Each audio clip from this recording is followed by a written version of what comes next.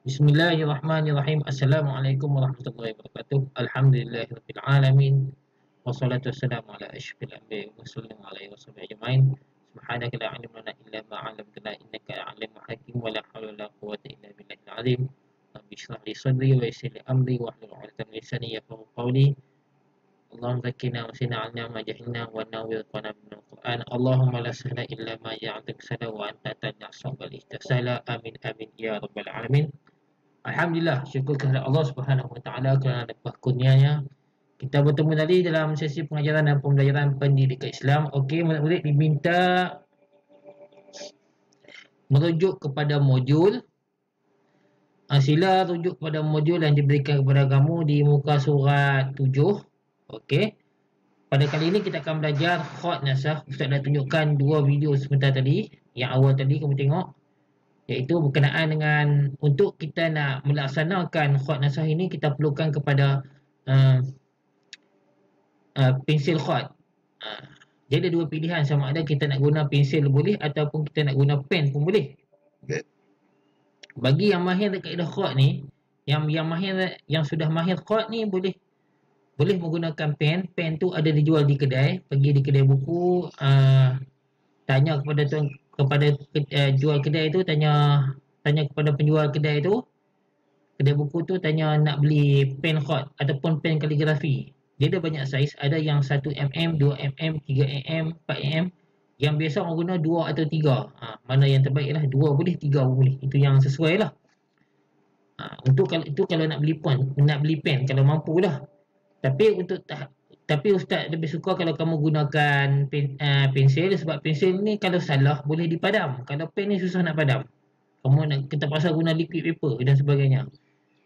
Lebih baik kita gunakan pensil sebab mudah dipadam kalau kita ada buat silap-silap apa-apa dalam latihan nanti. Okey. Dan untuk nak buat pensil tu, kita gunakan pensil macam biasa, pensil. Cuma pensil kita perlu asah pensil tu supaya bentuk menjadi pensel khot. Jadi Ustaz ada tunjuk juga video tadi bagaimana cara kita nak mengasah pensel khot. Ustaz harap dengan melalui video tersebut kamu dapat menyediakan pensel khot yang terbaik. Ustaz harap kamu semua dapat ada pen khot tu, pensel khot. Jadi selepas kamu dah siap mengasah pensel khot dengan baik, terus saja kepada modul. Kita lihat kepada modul di muka surat 7. Untuk modul ini, murid dikehendaki menulis contoh huruf tunggal mengikut kategori menggunakan kaedah khot nasakh pada ruangan yang disediakan. Okey. Untuk khot nasakh ni juga Ustaz dah sediakan panduan untuk menulis khot nasakh. Namun dalam video tersebut, video pendek saja, ada beberapa huruf tunggal. Jadi kamu boleh rujuk pada video tu. Dan untuk nak jawab soalan ni, kamu kena rujuk pada buku teks Pendidikan Islam muka surat 60. Jadi kamu kena ada buku teks lah. Buku teks Pendidikan Islam. Sila buka buku teks Pendidikan Islam, buka muka surat 60. Ini muka surat 60. Okey, dekat sini. Ni ada pelbagai bentuk untuk huruf tunggal bagi khot nasakh. Di sini ada 1, 2, 3, 4, 5, 6. Yang pertama, huruf menegak. Okey, huruf menegak. Bagaimana kamu nak tulis huruf menegak di sini? Ikut di buku teks muka surat 60. Di sini ada 3 huruf. Bagi huruf menegak ni ada 3 jenis huruf, iaitu huruf alif, kaf dengan lam. Jadi ikut penulisan seperti mana dalam buku teks ni. Ustaz zoom sikit ya, bagi nampak besar. Okey, ni besar betul ni. Okey. Untuk nak tulis khot, kamu kena ikut pada di sini. Huruf alif ni dia condong sedikit lah. Dia bukan lurus tegak macam tu. Dia condong sedikit. Jadi apa yang kamu kena buat dulu, tanda dulu titik di tepi ni. Ikut line ni. Ada berapa titik ni? 1, 2, 3, 4, 5. 5 titik. Jadi untuk nak membentuk huruf alif ada 5 titik. Jadi kamu buat dulu 5 titik dekat sini. Bagi cukup 4 line ni. Sebab dekat sini ada 4 line. 1, 2, 3, 4. Ada 4 line. Dia buat 3 saja. Jadi kamu ikut dekat sini. Betul-betul ikut sini. Di sini dia tulis 3 line. Jadi kamu buat pergi 3 line ni. 1, 2, 3. Garis. Okey. Nak membentuk, nak melukis, nak menulis huruf alif ni, pastikan kamu tulis dulu titik ni. Tanda dulu titik. 1, 2, 3, 4. Jadi untuk huruf alif ni 1, 2, 3, 4, 5. Ada 5 titik. Jadi kamu tanda dulu 5 titik di tepi ni, kemudian kamu buat huruf alif. Okey. Kalau huruf kaf ni 1, 2, 3, 4, 5. 5 titik juga di tepi, manakala di bawahnya 1, 2, 3, 4. Ada 4 titik. Jadi buat 1 gitu. Okey. Untuk huruf alif ni kamu nampak tu, di atas tu dia macam ni sikit. Kamu buat begitu, lepas tu baru buat tarik gitu. Sebenarnya nak buat tulisan kod ni perlu kena buat amali. Tapi nak buat, oleh kerana kita sekarang ni masih lagi terpasal PDPR di rumah, jadi agak susah. Jadi ini saja yang Ustaz boleh bantu kamu. Kamu boleh juga tengok dalam YouTube, ada banyak jenis lagi video yang boleh membantu kamu sekiranya kamu nak tahu macam mana kaedah nak menulis kod yang lagi tepat. Okey. Itu bagi huruf kaf. Dan huruf lam ada berapa titik? Huruf lam ni pun dia condong juga ni. Condong. Dia bukan mendekat ni. Condong sikit. 1, 2, 3, 4, 5, 6, 7. Ada 7 titik di 7 titik menegak. Manakala melengkung dia tu 1, 2, 3. Ada 3. Buat ikut tu. Ustaz sarankan kamu buat titik ni dulu, lepas tu baru kamu buat garis macam tu. Okey? Setelah selesai membuat huruf menegak, huruf menegak ni ada 3, alif, kaf dengan lam. Tulis dekat sini.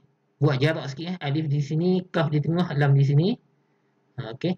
Kemudian buat pula huruf mendatar. Huruf mendatar ada ba, ta, sa, fa dengan qaf. Ada 5.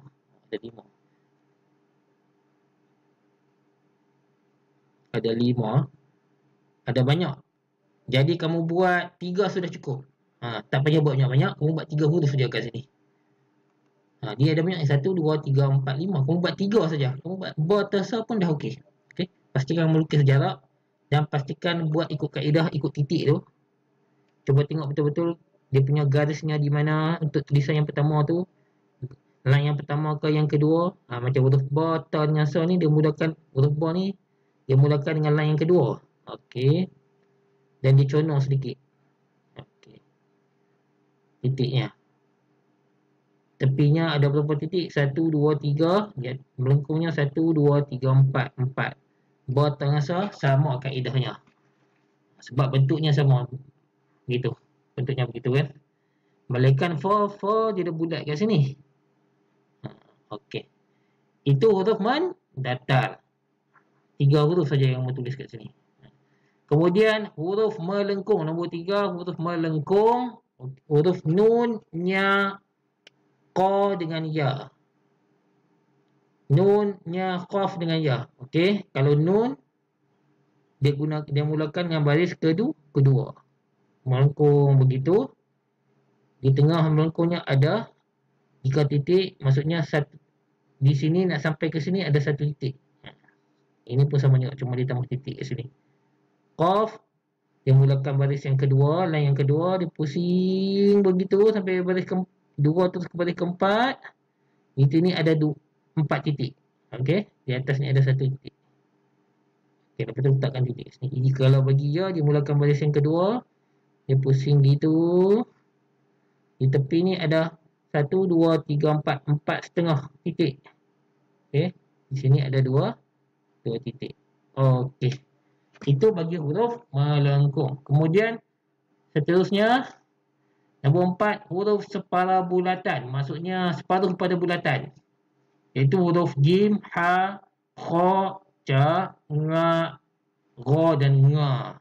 Okey, di sini kamu ambil 3 saja huruf. Pilih saja mana-mana huruf yang kamu sesuai, yang senang kamu. Jadi buat ikut titik ni. Tanda dulu titik, kemudian baru buat bentuk huruf. Okey.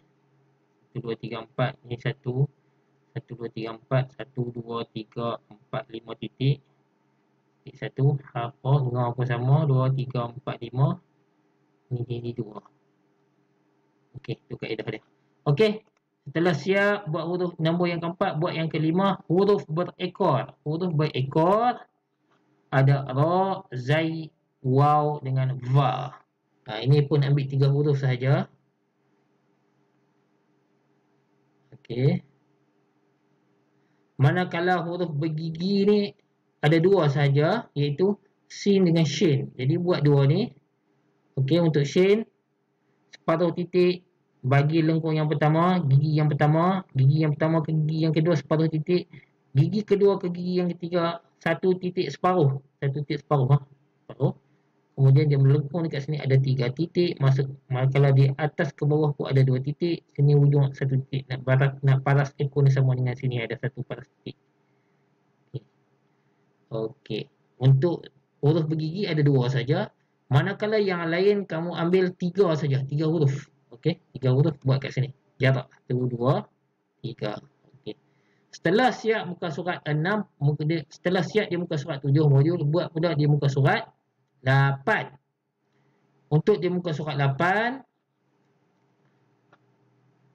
murid perlu menyalin semula seperti contoh di atas. Okey, tulis semula ikut contoh di atas ni. Okey, tulis semua bagi habis. Ada berapa ni? 1, 2, 3, 4, 5, 6, 7, 8, 9, 10, 11, 12, 13, 14, 15, 16, 17, 18, 19, 20, 21, 22, 23, 24, 25, 26, 27, 28, 29. Ada 30 perkataan. Kalau kamu menggunakan pen, kalau tersalah tulis, susah masalah. Kita pasal gunakan liquid paper. Jadi Ustaz sarankan kamu gunakan pensil. Jadi pastikan kamu asam pensil tu dengan terbaik ikut seperti video yang Ustaz beri sebelum ni lah. Okey. Ustaz harap kamu semua dapat menjawab dengan baik. Kamu boleh cari dalam Google dan dalam YouTube untuk mendapatkan bantuan maklumat yang lebih lanjut mengenai cara kaedah menulis kod nasah. Patutnya untuk kod nasah ni nak bagi senang, kita kena belajar secara berdepan dalam kelas. Tapi disebabkan COVID-19 kita tak pasal PDP, PDPR lah, beginilah keadaannya. Jadi itu sahaja pembelajaran kita. Kamu hanya buat di modul di muka surat 7 dan 8 sahaja. Boleh rujuk di dalam buku teks Pendidikan Islam di muka surat 60 beserta dengan rujukan kamu yang kamu boleh lihat dalam YouTube. Kamu teks saja dalam YouTube kod, cara menulis kod nasah. Nanti dalam tu ada macam-macam jenis. Ini kaedah yang basic untuk kita nak menulis kod nasah bagi huruf tunggal. Yang tadi untuk, yang ini untuk ni dah muka surat 7 ni. Kalau dalam buku teks dia muka surat 61, ini untuk perkataan. Okey. Sekian saja. Wassalamualaikum warahmatullahi wabarakatuh. Selamat menjawab.